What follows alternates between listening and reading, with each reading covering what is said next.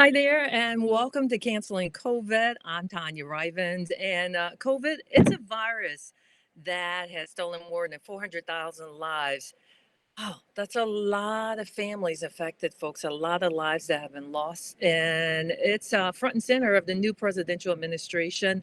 President Biden has already signed some executive orders to ramp up the vaccinations, to expand testing, as well as push for the reopening of schools. And we've been getting new information from the Mecklenburg County Health Department. In a few minutes, they are actually starting an update, a virtual update to bring everybody on board with what's happening within them as well. And we should be able to share some of that with you before we're done during this half hour. I appreciate you joining in. What I want to address right now is the hot button issue, and it's a really hot button. It's education.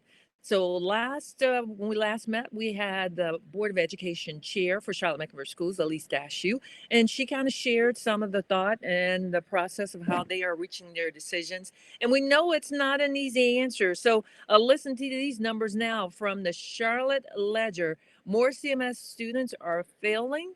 We're talking about their education, folks. There's an increase from 7% to 14% in the first quarter that are failing their grades. Now, few seniors appear to be headed to college.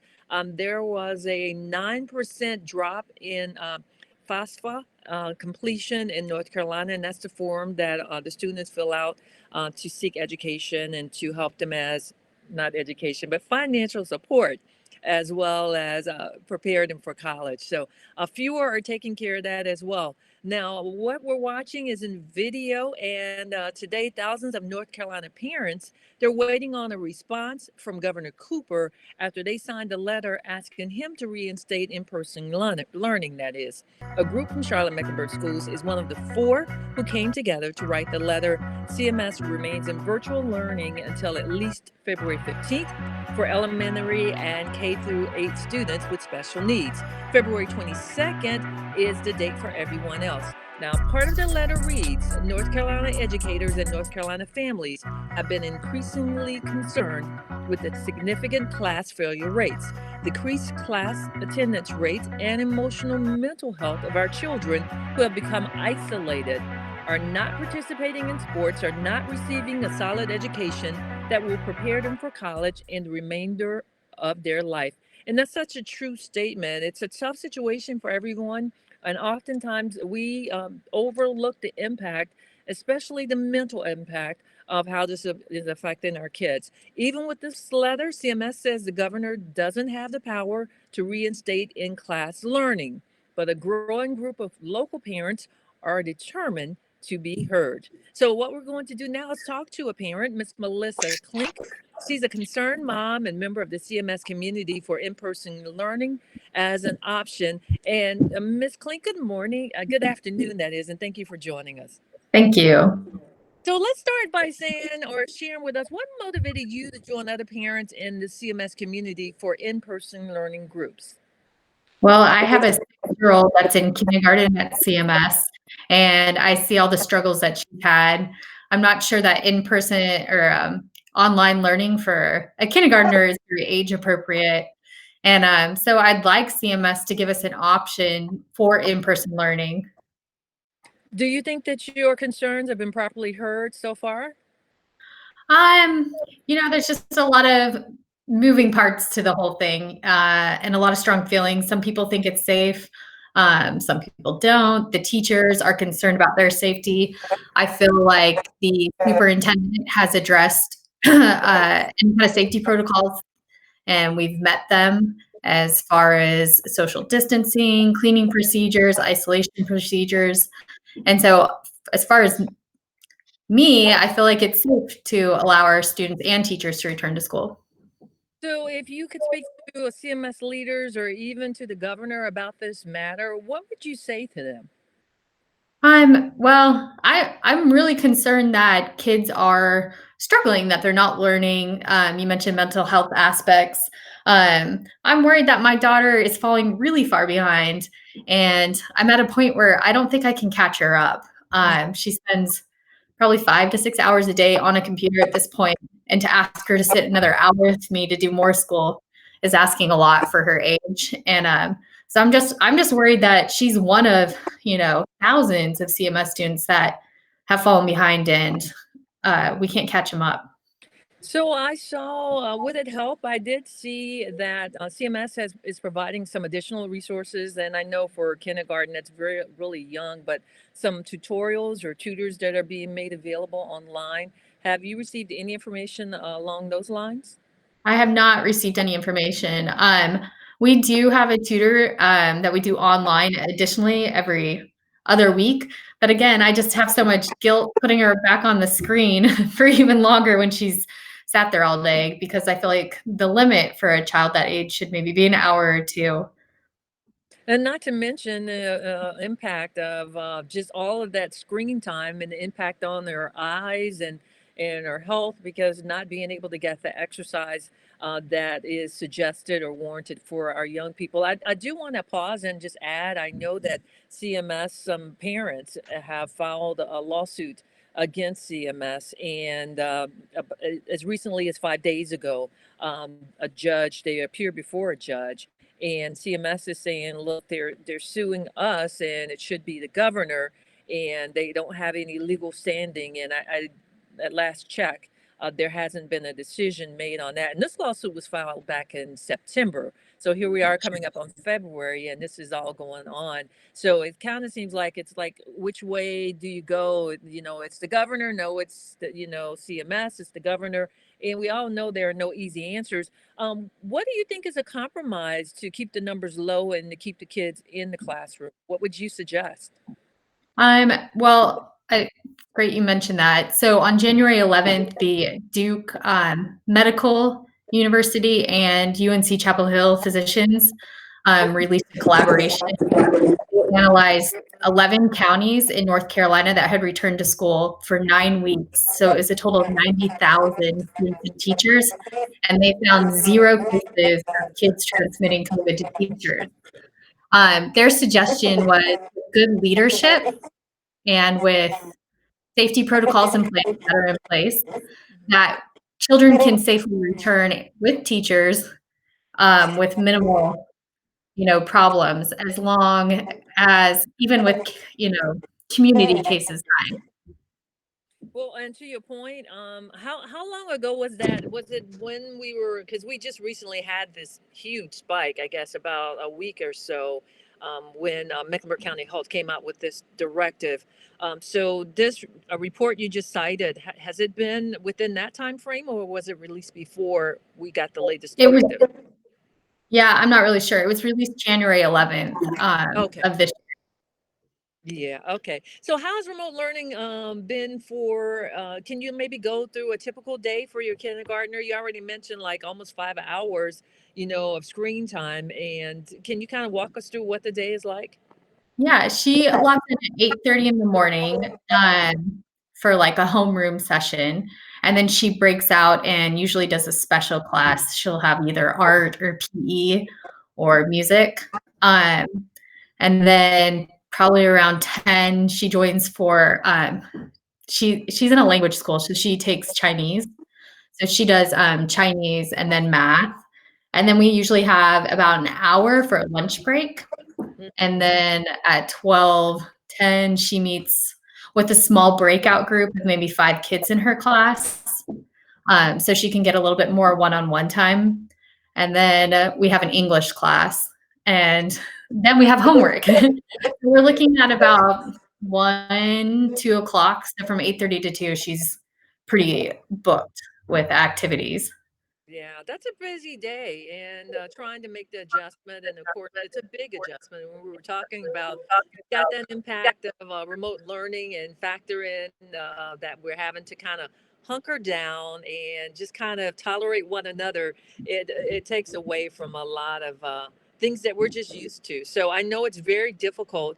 As you continue to try to get your message out and get some catch, I guess, the attention of CMS as we start to wrap things up, is there anything else you would like to share with parents that are dealing with the same? Um, I guess just keep going forward. There's no other plan right now. I guess I'll keep my fingers crossed that the superintendent Winston moves forward with his plans to open school I believe the return date was February 19th, 15th. So many dates have come, but Yeah. I really truly feel like we can safely go back to school. And I am behind the teachers. I've actually signed up to be a substitute teacher on my days off because I feel like it's safe to return, and I want to know that I have their back and I'm willing to lean in and help them. That's very good. And I appreciate you've got a really positive attitude about it. I know there are quite a few upset parents that aren't as diplomatic, and it's great to see that you're involved. How can people get involved with your group? We have a Facebook page that's called CMS for in learning parents' choice. And we're just kind of trying to gather together and advocate and, do what we can between our board of education and Superintendent Winston. And I think the main thing is we want them to know, like, we support them. We want them to look at, I guess, scientific and our health directives and move forward with a safe reopening. All right. So, Mrs. Klink, thank you again for taking the time to talk with us. And certainly all the best to you and your daughter as you continue. We do have some exciting numbers or some exciting information to pass along that I'm getting in from our producer. So, if you allow me to kind of read some of those, looks like I mentioned there's an update that's happening right now. We had someone from Mecklenburg County Health scheduled to join us and unable to because they're updating everyone on the latest. And one of the things that's come out is that our hospitalization rates have dropped for the fourth straight day. So that's really good news, kind of like a woohoo for my end, because boy, that's encouraging news. Also, as I read off here, the number of hospital has dropped nearly, looks like 400 in the last 4 days. So that's good news as well. And we'll continue to give you updates as we receive those to kind of pass along to you. And it's interesting, she mentioned some of the other schools, or she mentioned the survey or the report that came out concerning limiting and how extremely limited it is for our students. This was a report produced by Duke and UNC doctors. In New York City, their schools, their teachers are already receiving the vaccinations, and all of the schools have some form of 5 day in person learning. But I believe that has also been paused because we saw this big spike that's happening. And Chicago schools, they're trying to juggle. I'm talking about some of the larger cities. They're juggling what they've got going on as well. They were closed for about 300 days, and more than 140 teachers and staff, they refused to show up on the first day of school because we got to keep in mind they got to be concerned about their health as well. They have families, and one of the issues or one of the points that Ms. Dashu pointed out is they've got to keep the employees in mind. And I see the G-Man hopped on. Thank you for joining on. I appreciate that. He's an employee of CMS, and he's got to think about his family and his health as well. I see Vanya Henderson has hopped on. Thank you. Good afternoon. Now, to let us know how the pandemic is affecting you and your child, we'd love for you to share your thoughts about reopening schools or how you're handling remote learning, that is, in your home. I'd love you to drop a comment at Tanya Riven's Live, the Facebook page you're on right now, because that's a great way to at least let people know how people are making adjustments. You never know. You may be able to shine some light on a situation for others. Couple of updates that we have happening. Now it's 65 and older that are able to get vaccinations, and some locations that are opening up today is the Charlotte Motor Speedway. So there's an opportunity for people that aren't able to get to Bojangles Coliseum. They can actually come over here to Cabarrus County. And I say over here, I don't live in Cabarrus County, but I'm out in the North Mecklenburg Inn. And sometimes going down to Independence Boulevard and hopping out to off at Bojangles, that's quite a trip, especially if you're 65 and older. People aren't always very comfortable riding on these roads. So Spectrum Center is another one that's expected to also eventually open for the month of February as we continue checking in to see what else is coming out of the update. And I will applaud CMS. They're doing a great job of trying to balance everything. And thank you again to the parent who wasn't upset, and she's just sharing her thoughts because she's concerned about her child. And I'm hearing that more and more and more. And it's pretty obvious that it's having a huge impact because if you factor in the digital divide and the resources, where in our community we have so many that are essential workers. And so they're trying to work. And, that's daycare for a lot of families, a lot of parents, and it's a good daycare at public education because your child is learning and you can trust and know that they're learning. The number 980-314-9400 is a number for you to call again if you need to find out testing locations, if you need information. They're more than happy to assist you. We're trying to be a resource for you, trying to keep you informed and make sure you're aware of what's happening.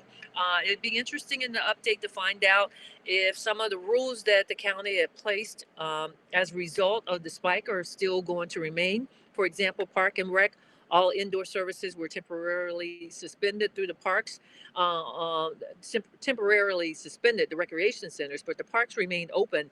And I saw a report where they have received numerous complaints. And of course, if you think about it, if you're trying to get exercise, one of the most affordable ways is to use the parks. So, the park and recreation centers have been closed and parks are closing at dusk right now.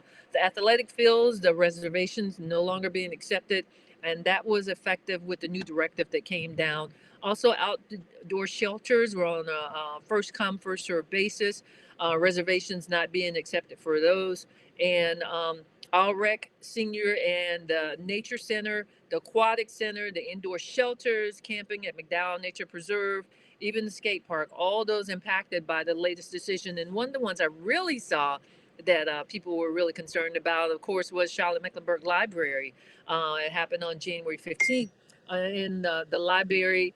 Not allowing it rolled back all of its services back to the modified phase one, and that's subject to change on February 2nd. So hopefully we'll be able to see some changes as a result of some of the news that we're getting out. Still checking to see if we're getting any additional updates, and looks like one is that our health director for the county, Gibby Harris, is talking about places of worship, urging them to follow the mandates and to be safe.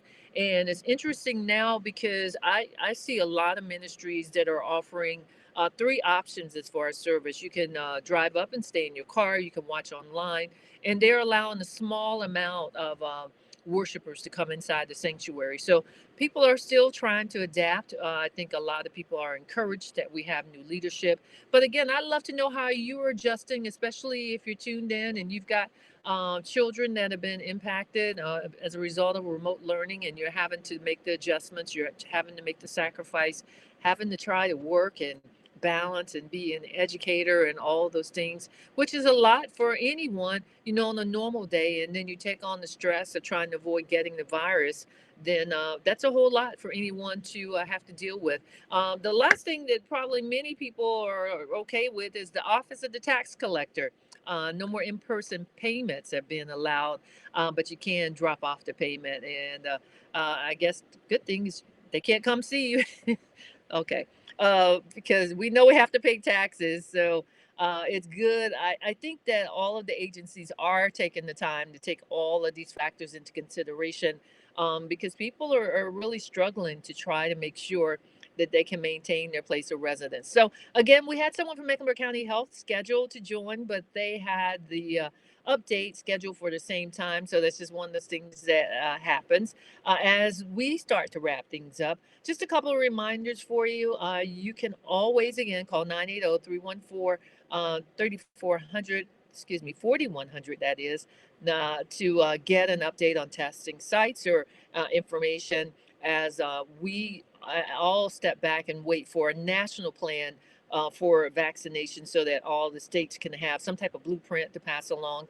If you're just tuning in for the first time, you can go to Canceling COVID at TanyaRivens.com and click on that link. And I've got some of the other segments where we've had some really great conversations about real talk and just sharing with you all of the information that you need. I see the number now. I said it totally wrong. 980-314-9400. 980-314-9400. Probably should just let you read it across the screen anyway. So again, if you have any suggestions for us, rivenstanya@gmail.com. Again, rivenstanya@gmail.com. We certainly appreciate you taking the time out of your busy afternoon to just tune in. We'll continue every Wednesday and Friday at 1 p.m. to come and just discuss what's happening with COVID, because we, along with your help, we have every intention of canceling this dreadful, awful disease. So thanks for tuning in to Canceling COVID. I'm Tanya Rivens. Enjoy your day. Have a great weekend. Join me Sunday morning, Sounds of Inspiration, Streets 103.3, 100.5, of course, at 7 a.m.